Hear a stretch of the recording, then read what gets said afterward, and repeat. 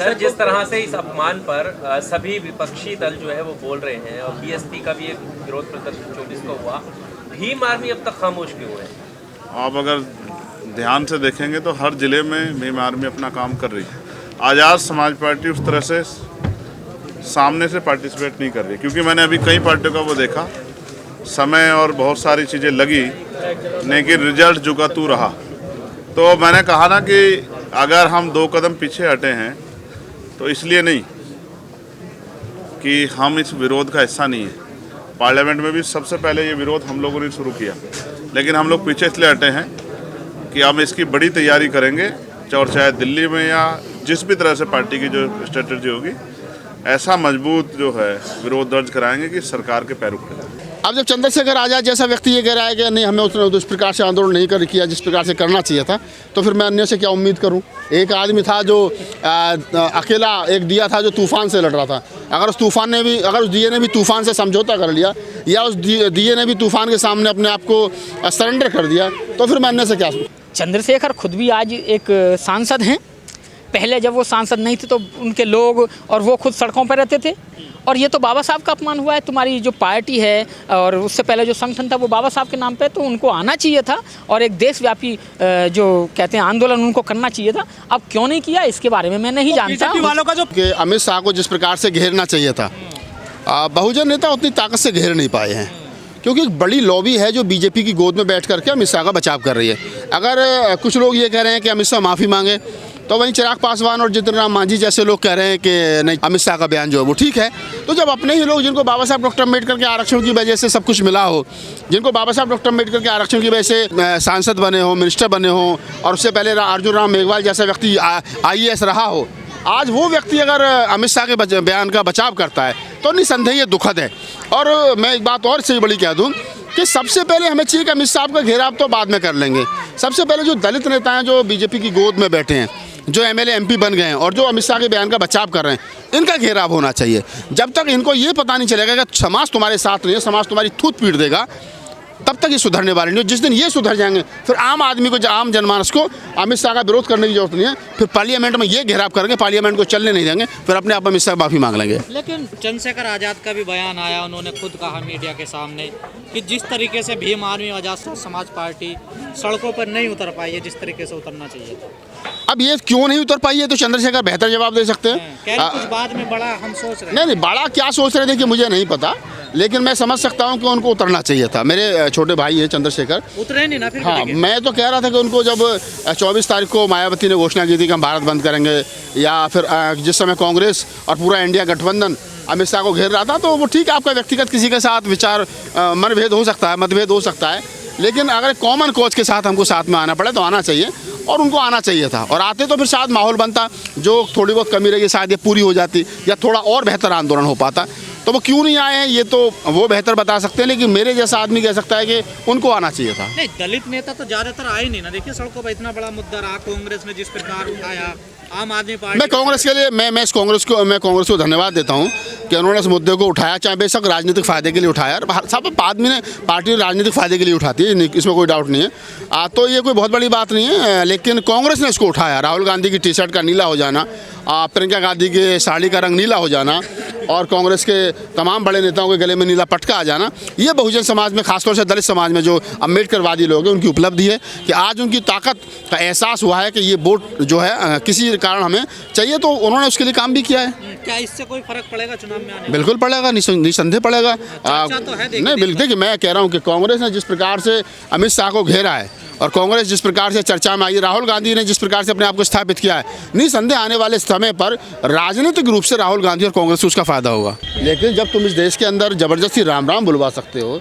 जब तुम इस देश के अंदर जबरदस्ती मनुस्मृति को लागू कर सकते हो गाए बगाए, तो हम लोग संविधान की बात क्यों नहीं कर सकते? अम्बेडकर कहने का मतलब है संविधान कहना, अम्बेडकर कहने का मतलब है समता कहना, अम्बेडकर कहने का मतलब है बंधुता कहना, अम्बेडकर कहने का मतलब है मैत्री कहना, अम्बेडकर कहने का मतलब है करुणा कहना, अम्बेडकर कहने का मतलब है न्यू मॉडर्न इंडिया कहना। बाबा साहब डॉक्टर अम्बेडकर जो है वो फादर ऑफ मॉडर्न इंडिया हैं। उनके तरीके से मैं कहूँ, बाबा साहब डॉक्टर अम्बेडकर मॉडर्न रिपब्लिक के निर्माता हैं।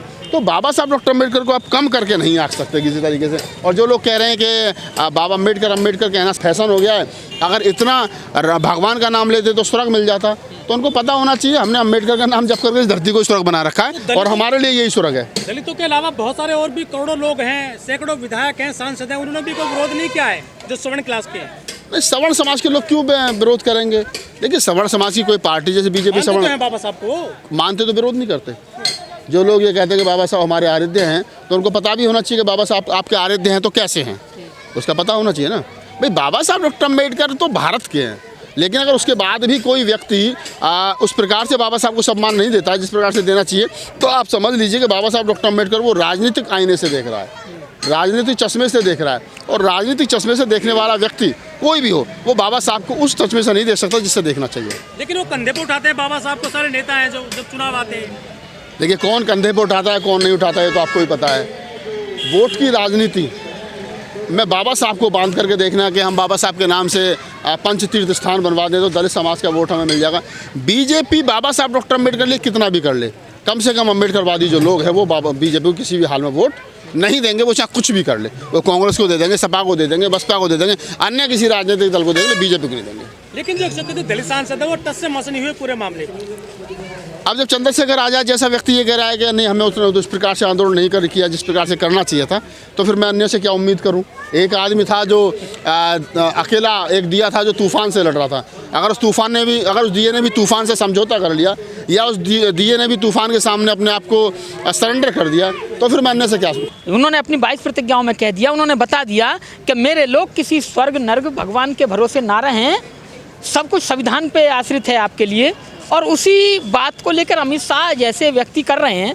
अब किसी कम दिमाग वाले आदमी को आप कुछ भी बना दो, तो इसका मतलब ये नहीं है कि उसमें दिमाग भी उसी लेवल का हो गया। व्यक्ति है, हर व्यक्ति का दिमाग अलग अलग है। अब देखिए, किसी पीएचडी आदमी को आप किसी अच्छे पद पे पहुंचाएं तो वो पीएचडी दिमाग वाला, थीसिस वाला दिमाग, विद्वानता वाला दिमाग यूज़ करेगा।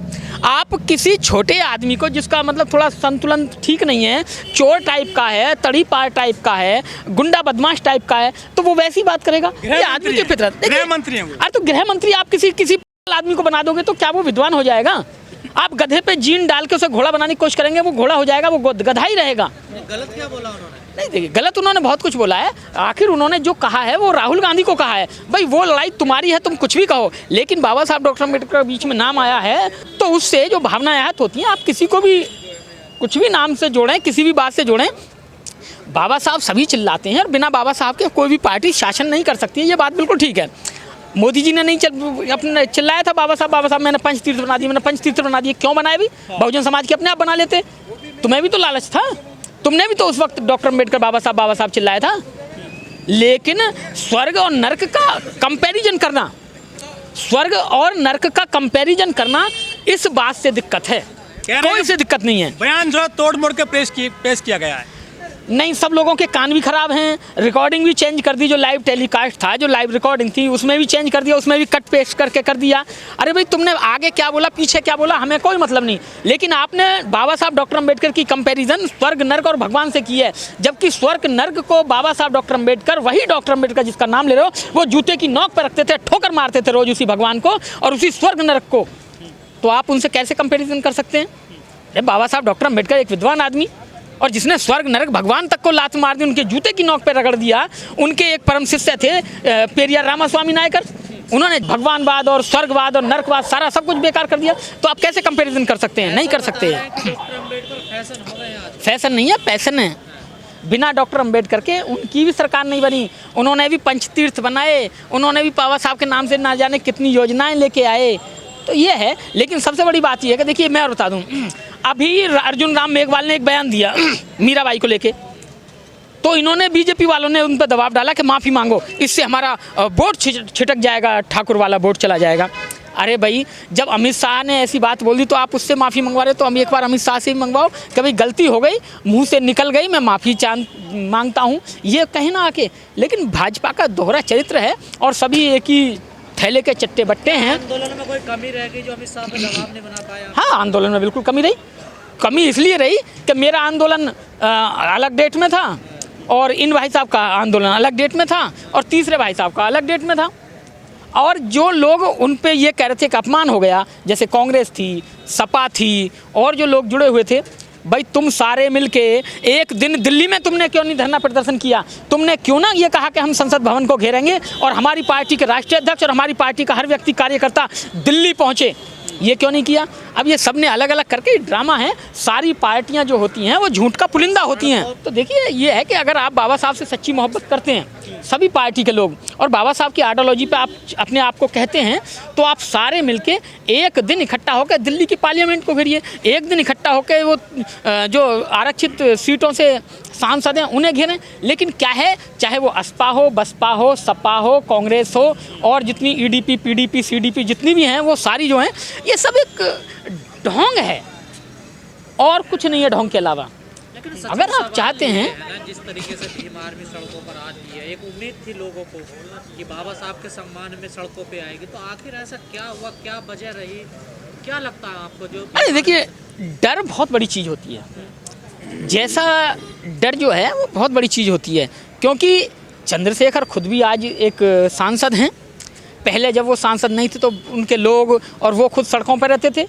और ये तो बाबा साहब का अपमान हुआ है। तुम्हारी जो पार्टी है और उससे पहले जो संगठन था वो बाबा साहब के नाम पे, तो उनको आना चाहिए था और एक देशव्यापी जो कहते हैं आंदोलन उनको करना चाहिए था। अब क्यों नहीं किया इसके बारे में मैं नहीं जानता। बीजेपी वालों का जो प्रेम है बाबा साहब से वो नकली है क्या?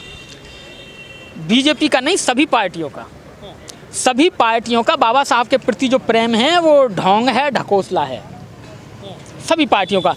और अगर नहीं है तो फिर सारे इकट्ठे होकर उन्होंने दिल्ली में आंदोलन क्यों नहीं किया? क्यों तहसील पे गए? अरे तहसीलदार एक ज्ञापन लेगा, उसे ज़्यादा से ढ्यादा कहाँ तक देगा? अपने डीएम को देगा, डीएम तक पहुँचाएगा। और डीएम उसे कहाँ तक देगा? कमिश्नर तक पहुँचाएगा। इसलिए ये सारा ढोंग है। ये तहसील पे कोई ज्ञापन देना राष्ट्रपति तक पहुँचेगा, ये कोई सीधा लेटर वो नहीं है। अरे तुम्हें देना ही था, दिल्ली में आओ ना, सारी पार्टी के लोग इकट्ठे होकर दिल्ली पे आओ, राष्ट्रपति को घेरो कि भाई हमारा ज्ञापन ये, हमारी मांग है। 10 दिन पहले कहो हमारी ये मांग है राष्ट्रपति से, अगर नहीं मांगी गई तो हम ये करेंगे। अब ये क्या लेटर चिट्ठी लिखी है, कैसा करेंगे? उसको तहसीलदार को दे दी, तहसीलदार ने डीएम को दे दी, डीएम ने आगे कमिश्नर को दे दी, अब कमिश्नर उसे आगे किस और को दे देगा। ये ऐसे नहीं पहुंचती है। वो चिट्ठी सब तहसीलदार के पास ही पड़ी होंगी जो ज्ञापन दिए गए हैं। ये सब बेकार की चीज़ें, इनसे कुछ नहीं होता। कहते हैं कि बाबा साहब के दम पर हम प्रधानमंत्री बने हैं, सदन में पहुंचे, हमारी माँ बर्तन मांजती थी, हम चाय बेचते थे। वो झूठ बोलते हैं और पहले से झूठ बोलते आए। वो किसी के दम पे नहीं बने, वो सिर्फ झूठ के दम पे प्रधानमंत्री बने हैं, बाबा साहब के दम पे नहीं बने हैं। ये बात बिल्कुल ठीक है। हाँ, बाबा साहब का इतना तो है कि उनकी जो जाति थी वो कभी प्रधानमंत्री नहीं बन सकती थी और बाबा साहब के संविधान से उनकी सबको अधिकार मिले तो वो वहाँ तक पहुँच गए। लेकिन वो ये कहें कि जी बाबा साहब वोट तो डालते नहीं, बाबा साहब के लोग भी वोट नहीं देते। 2-4 ने दे भी दी थी हो तो बाबा साहब के सारे लोग, मैं बाबा साहब के मानने वाला हूँ। मैं आरएसएस के किसी भी पार्टी को वोट नहीं दूंगा जीवन भर। उससे अच्छा है कि मैं वोट डालने नहीं जाऊंगा। जब मैं ये कह रहा हूँ तो और भी मेरे अम्बेडकरवादी लोग कह रहे हैं, तो वो कैसे कह सकते हैं कि बाबा साहब के नाम पे हम बन गए? वो झूठ बोलते हैं, झूठ का पुलिंदा है।